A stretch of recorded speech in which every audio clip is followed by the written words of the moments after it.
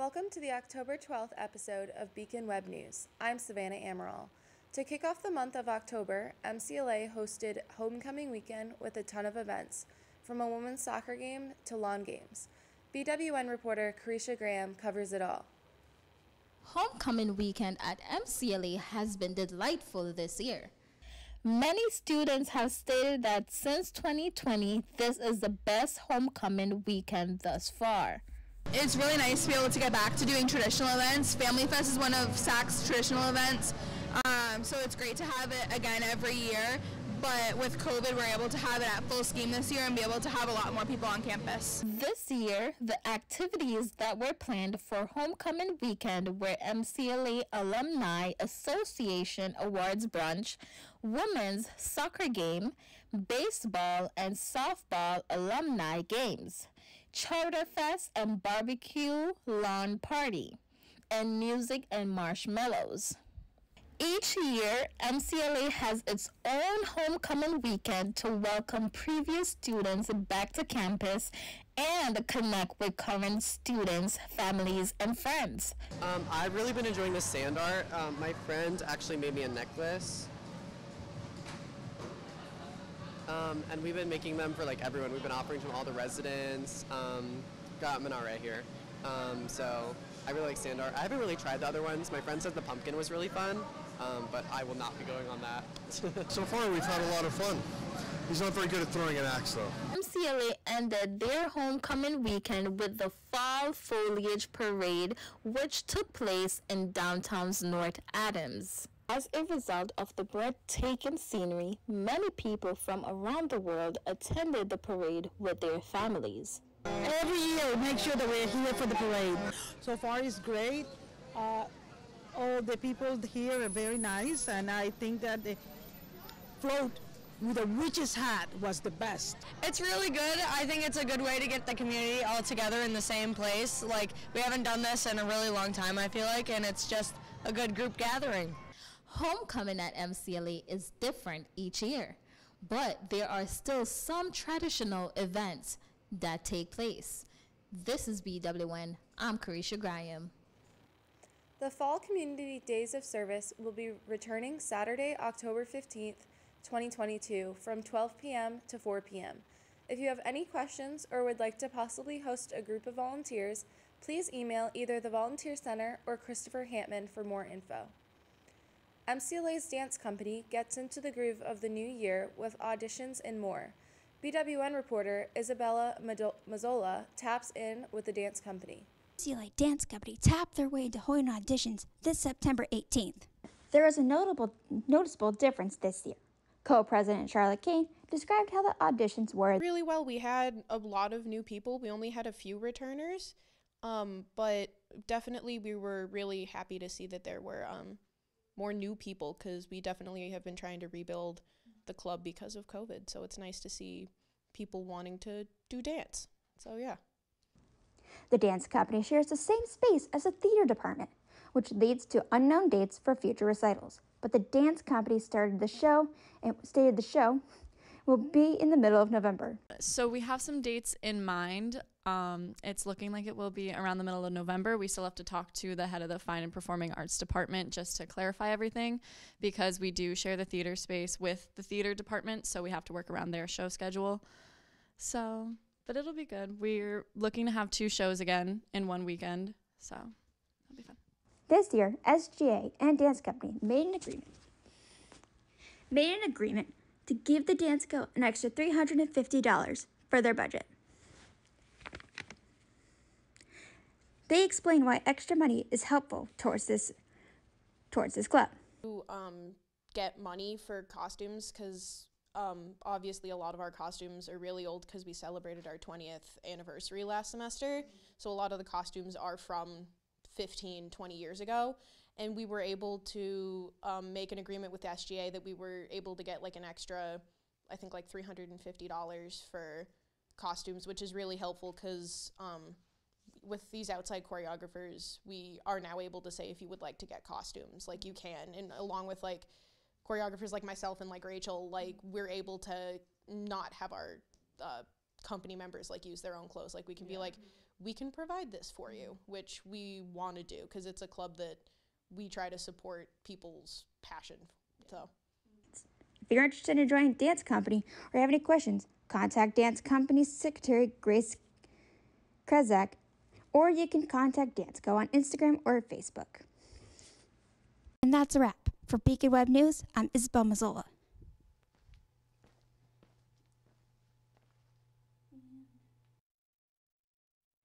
This year's Bendetti Teaching Artist in Residence is Chen Wang. She incorporates drawing, animation, sculpture, costume performance, fabrication, sound engineering, and 3D game design to create highly saturated, fictional, immersive dreamscapes with video installation. This opening lecture will be held on Thursday, October 13th at noon in Murdoch 218. For more information, visit gallery51/mcla.edu. On October 5th at Purdue University, authorities were called around 12:45 a.m. after a man identifying himself as Jimmy Shaw said he had just killed his roommate with a knife, said police. Even though Jimmy claimed he was blackmailed, he was accused of killing his roommate Vera Manouche and taken into custody on October 5th. She is facing a preliminary charge of murder. His initial hearing was moved to October 13th at 2 p.m. This year, MCLA introduced a new campus comfort poodle named Maple. BWN reporter Carisha Graham got a play date with the pup and met with her owner, Chris Hammond. MCLA is getting its first campus comfort dog. It is a great place for people who have had a bad day or a stressful week to realize they are not alone. And Maple, the campus comfort dog, is here to save the day. The school decided to get a campus comfort dog because there was just a need on campus for students to have an animal that they can spend time with. Many students have their animals at home that they miss, and this is an opportunity for them to just kind of de-stress and unplug from whatever's bothering them and just enjoy. Berkshire Comfort Dogs donated Maple to MCLA because Maple would be a good fit for students. I think it's great to have Maple on campus, specifically because it's great for mental health. Students that may be struggling with their daily lives or just schoolwork in general, it's good to have an animal on campus that people can turn to. With the help of Maple the dog, students, faculty, and staff will have a fun, stress-free, and safe time together. This is BWN. I'm Carisha Graham. The Sam Gomez Classic Road Race will be happening in North Adams. The race will occur on Saturday, October 15th at noon. To sign up for the race, RSVP on raceentry.com. The Division of Graduate and Continuing Education will be holding a virtual information session about programs including bachelor's degree completion, Masters of Business Administration, Masters of Education, and more. The virtual session will be on October 19th at 5:15 p.m. to 6:15 p.m. You can attend the event in Pittsfield on 66 Allen Street or virtually. To RSVP, enter in this link below. The athletics department has made a few changes this year. BWN reporter Isabel Mazzola discusses with Coach Raber and Coach Baird about their new roles. This year, MCLA department has taken up new positions. Each coach has a new role, excluding their current positions. Deb Raber is currently the head coach of the women's soccer team and the head sports performance coach. Last year, being the sports performance coach only included training student athletes physically. This year, Coach Raber is training all students and athletes physically and mentally. Coach Raber describes what her new role entails. Is head women's soccer coach and sports performance coach for the athletics department. Coach Raber elaborates how she is excited that MCLA is taking mental health seriously by creating more events and aid. And that's a big question, and it is in the process of being built, so I don't have like long range stuff. But the ultimate goal is to get support for our student athletes. A lot of you understand that, we take care of you in the athletic training room, we take care of you in the weight room, we take care of you on the field or the court. But there's a big component that was missing from all of that, and that's what's going on, like on the mental health side. And we understand that there's a lot of pressures that are involved in that, whether it be like balancing a schedule or what have you. So we wanted to make sure that we did our due diligence and covered that component for you. So our goal is to have monthly programming in one shape or another. It could be a webinar. It could just be raising awareness of a mental health issue. And then working closely with our student athletes to make sure that we're listening to what your needs are, not us telling you what your needs are, I think is vitally important to all of the programming around mental health. Audrey Bird is head coach of the softball team and advisor of SAC. She's also involved with planning out mental health events. Coach Bird explains how SAC plans a mental health night. We're doing a mental health night, so that will be on November 15th for one of our basketball games. We're going to involve a lot of different campus partners, so counseling services, Coach Raber with her new position as the wellness coordinator, and of course our student athletes, just to bring awareness to our mental health on campus. Other than coaching softball and advising SAC, Coach Bird took on a role of assistant athletics communications. Coach Bird shares more about her new position. Instagram, Twitter, Facebook, TikTok accounts. I help with the game day posts, but also, if there's any upcoming events on campus, just helping to schedule, create those images, create that content, and also just promote our department and our student athletes. Other roles were given out to the rest of the coaching staff. Volleyball coach Amanda Beckwith is the Diversity, Equality, and Inclusions Coordinator for the Assistant Academic Coordinator. Men's soccer coach Adam Hildebrand is the Recruiting Coordinator. Men's basketball coach Derek Shaw is the Assistant Communications. Women's basketball coach David Bostic is the Esports Coordinator and Assistant Athletic Communications. Baseball coach Mike Gladu is the Facilities Coordinator. Men's lacrosse coach Kevin Pezowski is the Intramural and Outdoor Recreation Coordinator.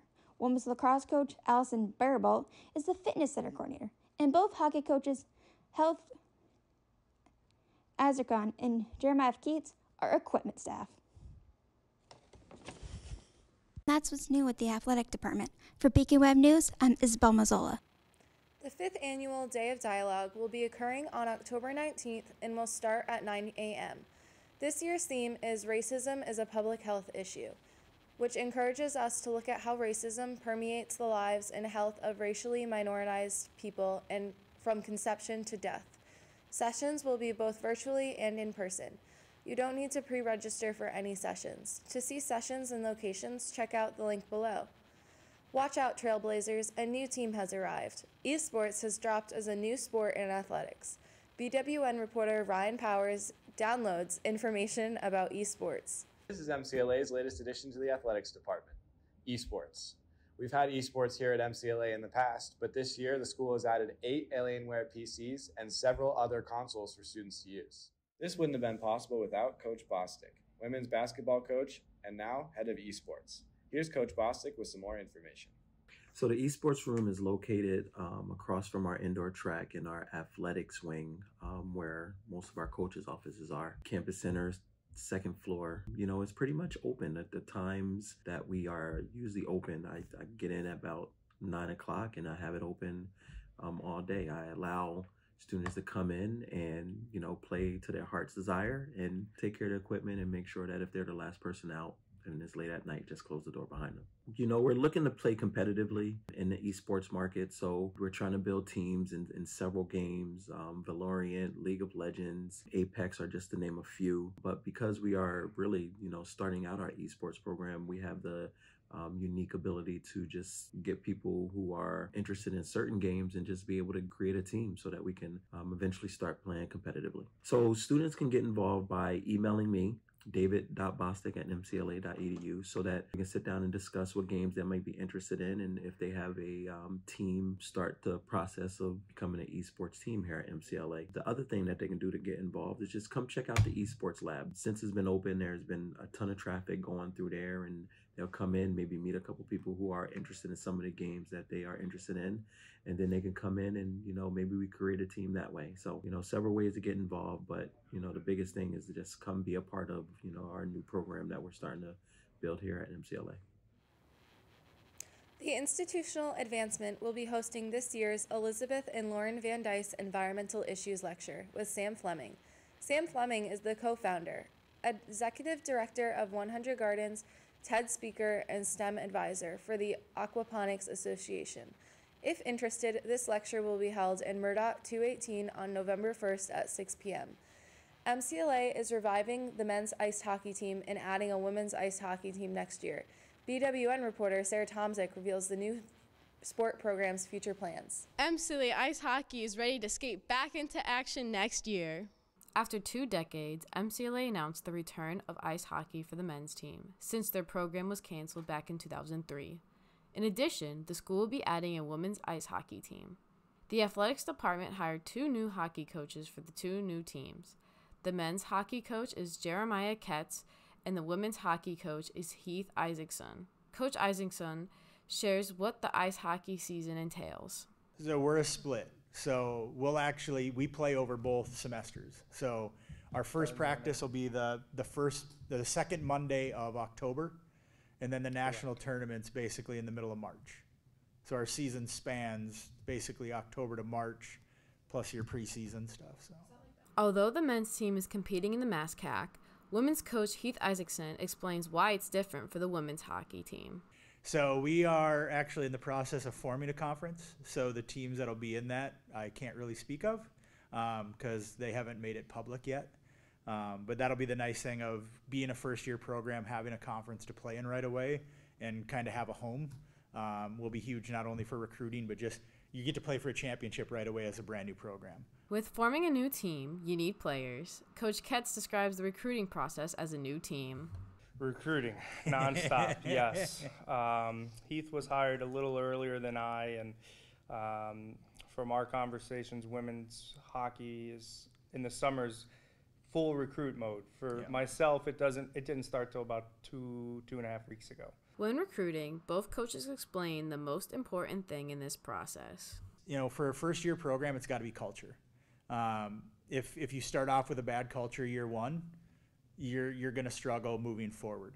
Likewise, definitely the same. I think we kind of align in that aspect for our values.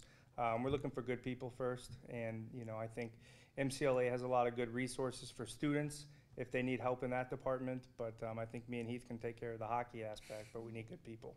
Coaches have been settling into North Adams just well. Both of the hockey coaches share their experiences so far. The first month here, I lived in the Flack townhouses, and for lunch I was exploring all the different places to go, and obviously went to Subway and met the mayor there. So that certainly wouldn't happen on campus at UMass Dartmouth. It's a little different having just finally moved here. But even when I first got hired, Adam, the soccer coach, took me to Raimundo's, and literally we got there, and the first question the waitress asked was, how's it coming with the hockey programs? And he's like, well, here's our women's coach. So there's already a good buzz about it in the city. The coaches shared an exclusive for the Beacon Web News by announcing these special surprises. I think maybe by Christmas, we're going to try to unveil our jerseys. Ooh. And hopefully by Christmas, we might be able to both unveil at least our conference schedule. That's all the action so far. From Beacon Web News, this is Sarah Tomzik. Homes that were listed for sale in the Berkshires were recently shown on the popular HGTV show House Hunters. In season 221, episode 3 of the show, titled Big City to the Berkshires, a trumpet player from Boston Symphony Orchestra and Boston Pops was looking to escape the city and enjoy the Berkshires. The house he checked out was on Elm Street in Pittsfield. That was a 2-bedroom, 2-bathroom home built in 1928. The last home he viewed in Pittsfield was a 4-bedroom, 2-bathroom brick home with a pool listed for $329,900. The musician decided to purchase a home in Hinsdale. Construction throughout campus has caused quite a disturbance. For MCLA's campus community, BWN reporter Ryan Powers digs up some info about the work being done. Construction began here on campus in mid-July. with the project being overseen by the Division of Capital Management and Maintenance, a state agency that owns most of the buildings here on campus. Construction companies have been upgrading and repairing water and steam pipes located outside of Murdoch Hall, Bowman Hall, and the power plant next to the campus center. With a majority of the construction taking place near the townhouses, I was able to get an idea of how the students feel about the noise and congestion. So does the construction affect your daily routines? No, really doesn't. It keeps me nice and focused. I don't pay much attention to it at all times. Yeah, sometimes it does. You know, I like to come out this way to go into the dining hall through those doors over there, and if the trucks are in the way, it's kind of hard to get over there, you know. And do you hear much of it like early in the morning or at nighttime usually? More at night than more in the daytime. They usually start between like 11 and 12, so soon. Not all the time. You know, sometimes when I'm trying to get to class, they're usually a little over to the side, but a lot of the trucks, especially down the road where they're working over there, can get in, hard to get into Bowman and stuff. How do you feel about like construction happening like right now and in the townhouses overall? It's awkward. It's awkward because I didn't really expect it when I moved in. Everything wasn't here when I moved in, and then it just randomly popped up with all the fences like 2 weeks ago. Well, as long as it's getting done, it's great, even if it's the middle of winter and during the school year. With some of the pipes being around 50 years old, they were due for an update. Water meters were added so that usage can be tracked, allowing for higher efficiency, lower utility cost, and preventing future issues. Phase 1 will come to an end November 4th, and Phase 2 begins next summer. I'm Ryan Powers with BWN. Back to you, Carisha. Musician and scholar of Black American music, Jake Blount, will be performing at MCLA.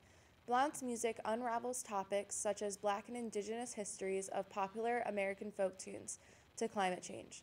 The concert will be on November 2nd at 7 p.m. in the Church Street Center.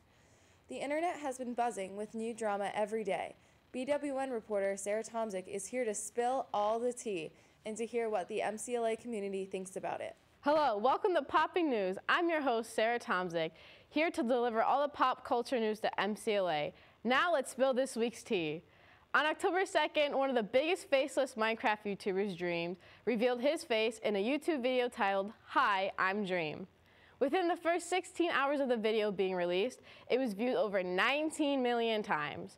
Currently, the face reveal video has over 39 million views, and Dream has over 30.9 million subscribers. Once the video was published, the internet had mixed reaction about the face reveal. There were two sides, one being supportive of Dream, and the other being cruel and roasting him for his appearance. I wonder how the MCLA community reacted to this big reveal from Dream. It was weird. I didn't expect him to actually show his face, because people have been doing the bit of like, hey, I'm going to do a face reveal, and then they fake out and just show somebody else's face. It wasn't bad. It was just a weird way to put his face out. I don't think he should have hyped it up so much. I feel like he just looks like every guy that has an anonymous YouTube channel. I think the second you put yourself on the internet, you are acknowledging the fact that you're going to receive criticism, and I think the internet's harsh. Like, there's no such thing as too harsh. Like, you have to understand what you're going to go through, especially when you made such a big deal about you being anonymous, and then you come out and be like, this is my face. Like, you have to know there's going to be harsh things, so he had it coming. Like, yeah, it's harsh, but it's the internet. It's gonna be harsh. You gotta learn to just take that. This next story is for the Tom Brady lovers. Well, Tom Brady may not have a lover anymore. Football's favorite quarterback, Tom Brady, is on the verge of divorce with his wife, model Gisele Bündchen. The reason? His wife wants him to stay in retirement and spend more quality time with his family. Tom Brady is currently playing for the Tampa Bay Buccaneers. It is speculated that they will not stay together for long unless he retires again. Due to Hurricane Ian, the couple has been locked down into separate places in Florida. Let's see what the community has to say about Tom Brady's return to football and the divorce. Because he's lied about retiring several times now, and he's just old, so he's got to stop. He's got to quit. Yes, because she wants to spend time with him. No, because it's what he does for a living. He loves it. Yeah, because, I mean, she's not getting enough time with him, and he's not spending time with his family. He keeps going year after year, so, I mean, and he's not sticking to his word. No, she's not right. Why isn't she right? Because he loves to do that. Like, support your man. Support him. I don't get this. It stresses me out. He should definitely retire. He's old. He's got to go. Eli Manning retired. Peyton Manning retired. He's time to go. The GOAT's got to hang up the jacket. I'm sorry. GOAT's got to go. Why would he retire? Like, keep going. Keep going, baby. Keep going. Now, for the biggest stories of today's episode, drum roll please. Maroon 5's lead singer was caught cheating with his wife via Instagram with multiple women. An Instagram account revealed Adam Levine's DMs and claimed that he cheated on his wife, Bahati Brizlu, with other women. Multiple women have come forward sharing their DMs with Adam. Other than cheating on his wife, who is pregnant with his child, this has blown up due to the fact that he flirts horribly and sends really odd messages. They are so odd that the internet has been constantly making memes about the singer. Unfortunately, the cheating scandals get worse and worse in Hollywood. The internet has been non-stop about this story. YouTube group The Try Guys recently fired Ned Fulmer for having a consensual work relationship with the group's producer, Alex Herring, while being married to his wife, Ariel Fulmer. The group found out during Memorial Day weekend and took action immediately by suspending Ned from The Try Guys. According to the group's podcast, Tripods, they hired HR representatives and lawyers to deal with the situation right away. Each Try Guy has an online personality, and Ned's personality was being a loving husband and always saying how much he loved his wife. He was known as the wife guy. The producer's ex-fiancée broke things off due to this and deleted all photos from his Instagram feed, while Ned and Ariel have been seen together since their wedding and have their wedding rings still on. The Fulmers have 2 children, while the other couple has none. Here's the campus opinion about both cheating scandals. So who do we think is worse with cheating aspects and like cheating scandals? Ned from Try Guys or Adam Levine? Oh, Ned, because he actually, okay, I'm not going to say actually cheated because I also think Adam Levine did actually cheat. Well, okay, I don't know, because then it's like he wanted to name his kid after his mistress, Adam. So I don't know. It's like they're both bad. If you don't commit adultery. I mean, Ned made himself out to love his wife. He said it in like every video. So when this happened, everyone just went crazy. But I also think Ned was slightly worse because he was the employer to this woman, and even if it wasn't like, if it was consensual and it wasn't like employer over like their worker, still not a great thing. I honestly think Ned, because he was, I don't know, he was so obsessed with his wife, and all of a sudden he just did it. Like, never trust men.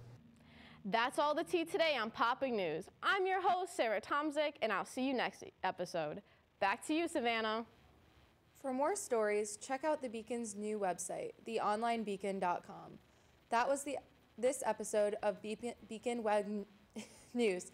Make sure to follow us on Instagram, Twitter, and TikTok at MCLA_BWN. Also, subscribe to our YouTube channel, MCLA. I'm Savannah Amaral. See you next time.